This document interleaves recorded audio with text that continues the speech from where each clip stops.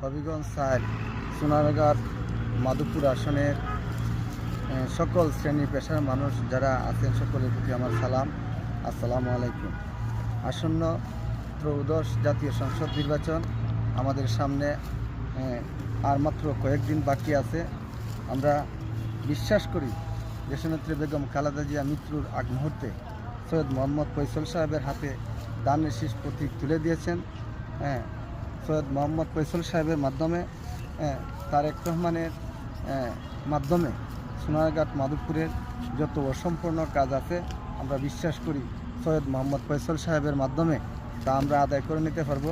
এরই ধারাবাহিকতায় বিভিন্ন দলের মতাদর্শে যারা বিশ্বাস করেন, যারা দেশকে ভালোবাসেন, আমি মনে করি এখন আর দলমতের ঊর্ধ্বে উঠে আমরা সকলেই আগামী 12 তারিখ সংসদ নির্বাচন সৈয়দ মোহাম্মদ ফয়সাল সাহেবকে দানের শেষ প্রতীকে নির্বাচিত করব।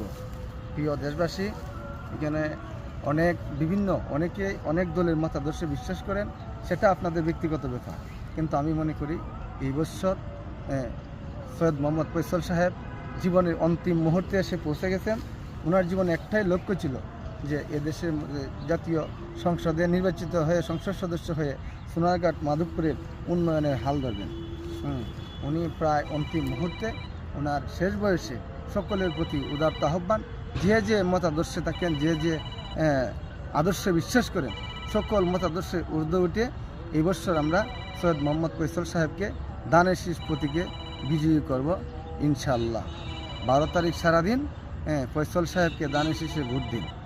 12 তারিখ সারাদিন তারুণ্যের অহংকার দেশনায়ক তারেক রহমানের হাতকে শক্তিশালী করুন।